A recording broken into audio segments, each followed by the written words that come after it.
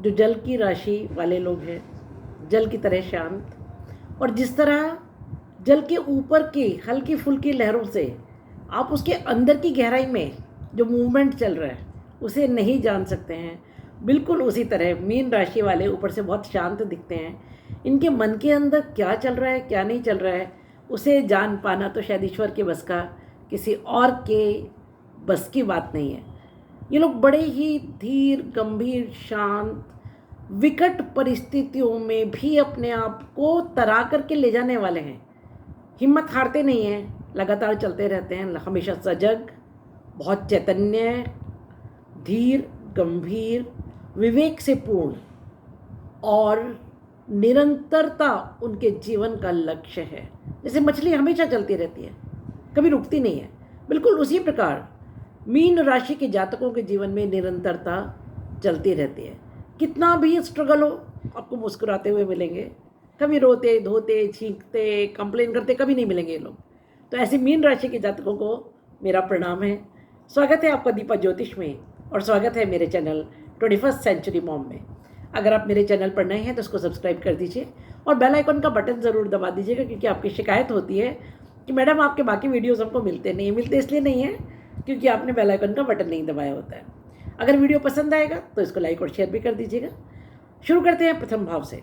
प्रथम भाव जिसमें मीन राशि है और जिसके स्वामी बृहस्पति हैं, वहाँ इस समय राहु उत्तर भाद्रपद नक्षत्र में है, जो कि उनके मित्र शनि का नक्षत्र है। अब इसका अर्थ क्या है?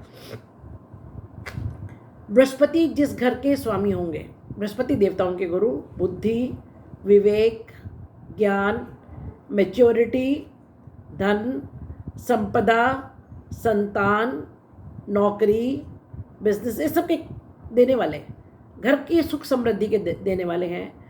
तो जहाँ ऐसा ग्रह बैठा हो, जिस घर का स्वामी ऐसा ग्रह हो, वहाँ फिर कोई भी ग्रह आकर के बैठ जाए कोई खास फर्क नहीं पड़ता। लेकिन जब राहु बैठा हो, राहु यानी छल, राहु यानी कपट, राहु यानी अमर्यादित सोच, आउट ऑफ बॉक्स थिंकिंग, साम दाम दंड भेद, कैसे भी काम निकाल लेना है।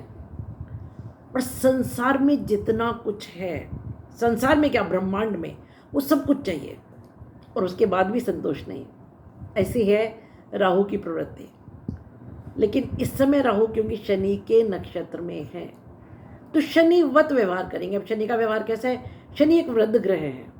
शनि बड़े धीर, गंभीर, न्यायप्रिय, सोच समझ करके काम करने वाले और धीमे धीमे, शनि मतलब शनै, आराम आराम से कर्म, आराम आराम से फल, और हर चीज़ को बहुत सोच समझ के करने वाले।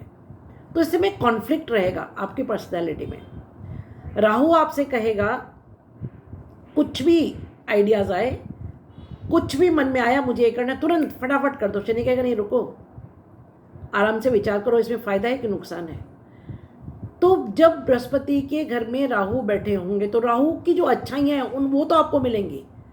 राहु मतलब ये है कि बहुत सारा बल लगा के, दम लगा करके, दिमाग लगा के, कैसे भी करके अपने काम निकाल के ले जा रहे हैं। तो आपके काम जो हो नहीं पा रहे थे वो होंगे। अब राहु तो राहु है, करेंगे तो अचानक ही। और अगर आपकी 100 रुपये की हिम्मत है तो 1000 रुपये का सामान आपसे राहु खरीदवा देंगे। हाँ, एक बात ज़रूर है कि क्योंकि वो शनि के नक्षत्र में है, तो जो अगर वो शनि के नक्षत्र में नहीं होते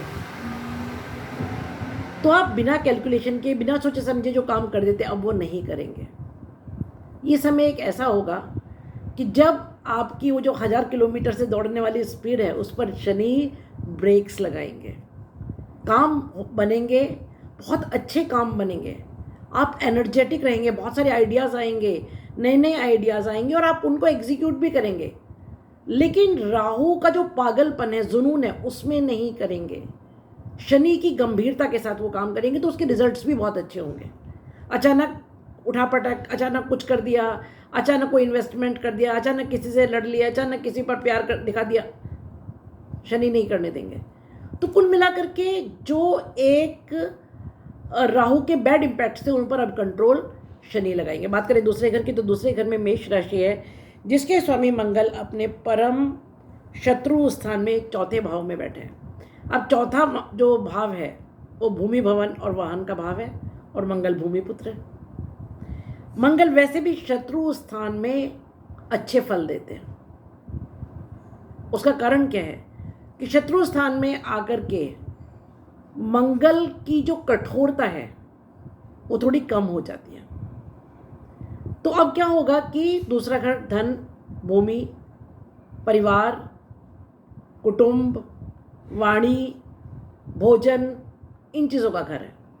तो जब दूसरे घर का स्वामी चतुर्थ भाव में सुख भाव में बैठा है, ये सब सुख भाव है, और चौथा जो घर है वो आपके पेरेंटल होम का घर है, आपकी माता का घर है, तो माता का बड़ा इंपॉर्टेंट रोल रहेगा इस समय आपके परिवार को वापस बांधने में, आपकी वाणी को संभालने में, आपके धन के संचय में आपकी माता का सहयोग होगा।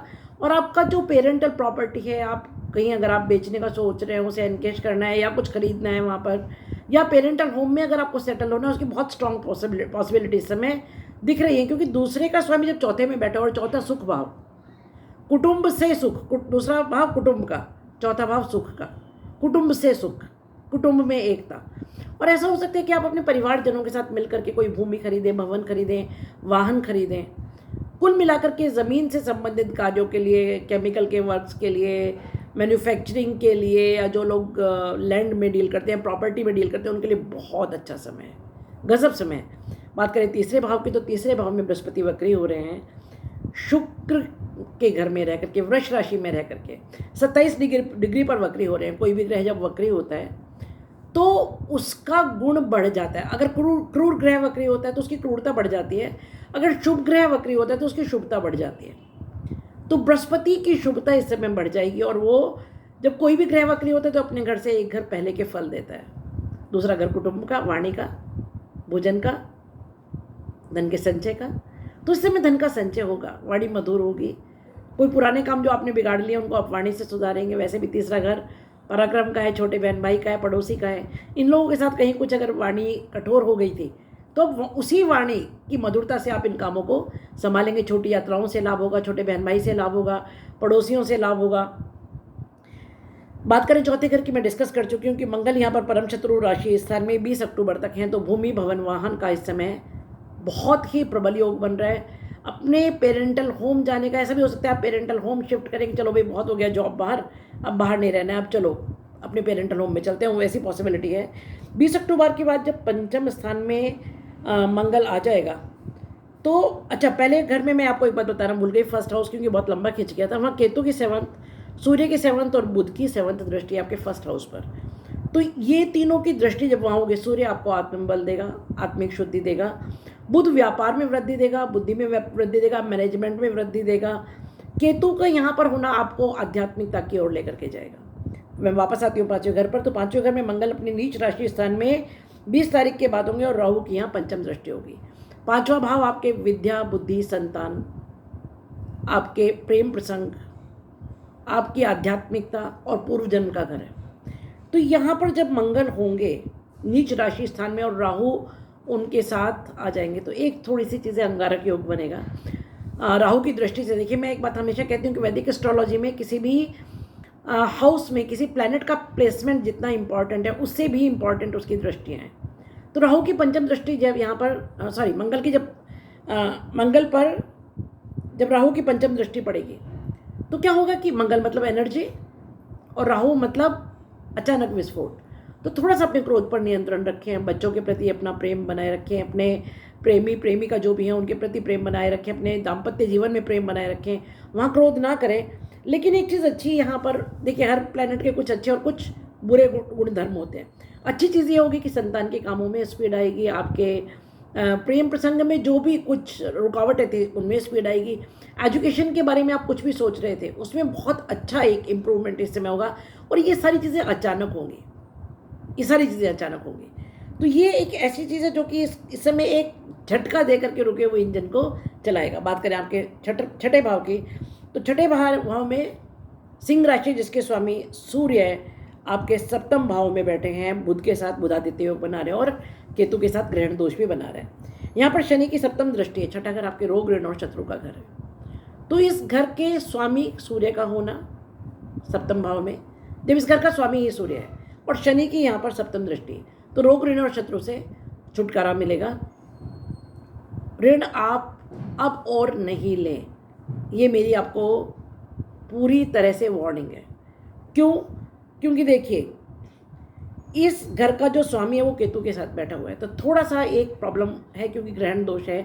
जब छठे घर का स्वामी केतु या राहु किसी एक के साथ हो, यहाँ पर छठे घर में राहु का होना बहुत अच्छा है, लेकिन जब केतु के साथ छठे घर का स्वामी जो भी है वो, हालांकि क्रूर ग्रह का जब छठे घर के स्वामी होते हैं तो बहुत अच्छा फल देते हैं, या क्रूर ग्रह की दृष्टि वहाँ पर होती है तो बहुत अच्छा फल देते हैं। तो इसीलिए बोल रही हूँ कि सूर्य यहाँ के स्वामी और शनि की दृष्टि है, तो रोग ऋण और शत्रु से छुटकारा मिलेगा। लेकिन फिर भी नया लोन लेने से बचें। बात करें सातवें घर की, तो सातवें घर आपका दाम्पत्य जीवन का घर है, आपके बिजनेस का घर है, आपके बिजनेस पार्टनर का घर है। यहाँ पर इस समय केतु के साथ सूर्य होना थोड़ा सा ग्रहण दोष बनाता है, तो अपने दाम्पत्य जीवन में और बिजनेस में ऐसा हो सकता है आपको उचाटपन लगे, आपका मन ना लगे, आपको एक ऐसी फीलिंग हो कि छोड़ो अब क्या करना है, जो करना था कर लिया, अब और नहीं करना है, वैसा एक फील आए। लेकिन क्योंकि सूर्य के साथ बुध भी हैं और बुध बुद्धि के देवता हैं, तो सूर्य राजा और बुध राजकुमार, जब राजा और राजकुमार इकट्ठे होंगे तो रथ बहुत स्पीड से चलेगा। तो आपके बिजनेस में स्पीड आएगी। जो आपके दाम्पत्य जीवन में प्रॉब्लम्स दिख रही थी, बुध यानी बालक, बुध यानी राजकुमार, बुध यानी मैनेजमेंट, बुध यानी वाणी, तो आप वाणी की मधुरता से उन संबंधों को सुधार पाएंगे, अपने मैनेजमेंट स्किल से बिजनेस को बहुत ग्रेट हाइट्स पर ले जाएंगे, और बिजनेस पार्टनर्स और लाइफ पार्टनर के साथ जो मतभेद हो रहे थे उनको काफ़ी हद तक क्लियरेंस हो जाएगा, उनको सुधार पाएंगे। उन मतभेदों को हटा करके आपके संबंध मधुरता की ओर आएंगे। बात करें अष्टम भाव की, तो अष्टम भाव में तुला राशि में शुक्र स्व राशि में है, बुध और सूर्य भी यहाँ पर हैं।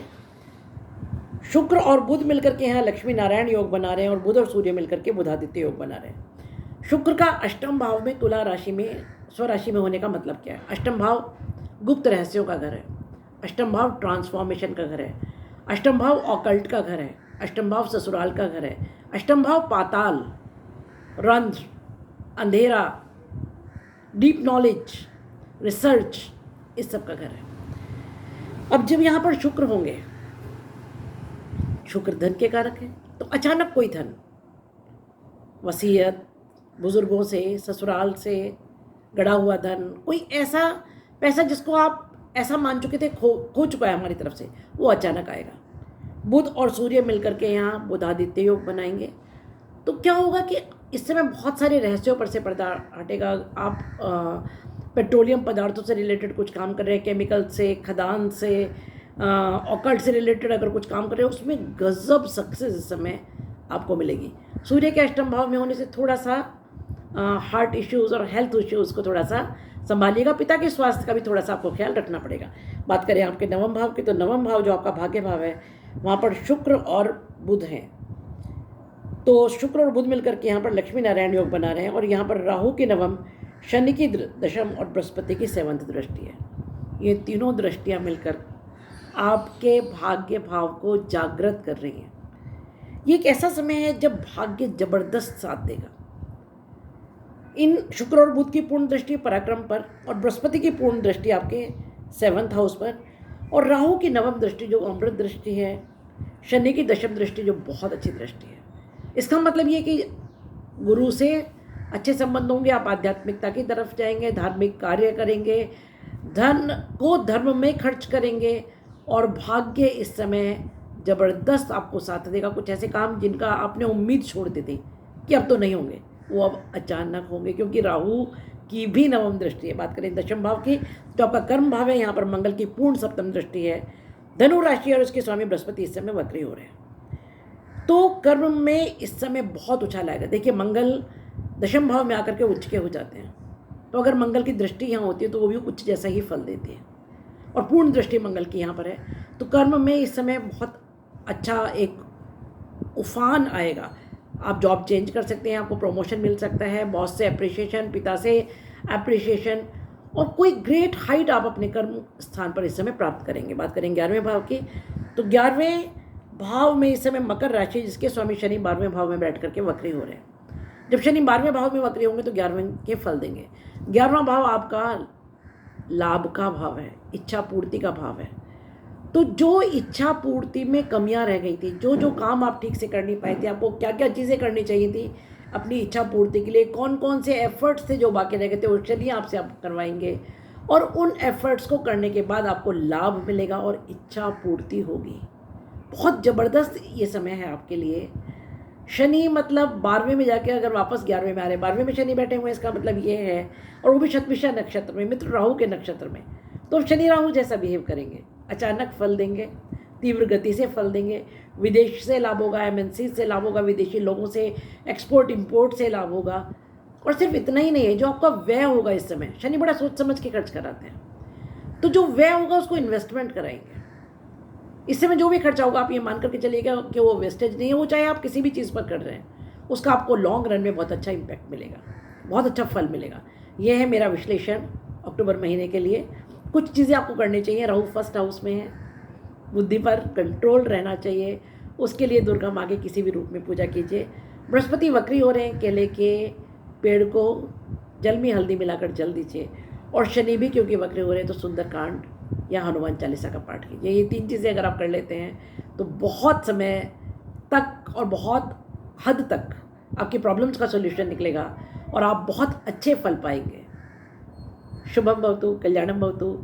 वीडियो पसंद आया तो लाइक कीजिए, शेयर कीजिए और सब्सक्राइब ज़रूर कीजिए। और एक बात और, कमेंट ज़रूर लिखिए आपको वीडियो जैसे भी लगा, या जो भी हम प्रेडिक्शंस करते हैं वो आप पर कितनी फलित हुई उसके बारे में अगर आप कमेंट करते तो हमें एक बहुत अच्छा फीडबैक मिलता है। तो कमेंट्स कीजिए ज़रूर से। मिलते हैं अगले महीने एक ऐसे वीडियो के लिए। तब तक stay happy, stay blessed. Shubham भवतु, कल्याणम भवतु।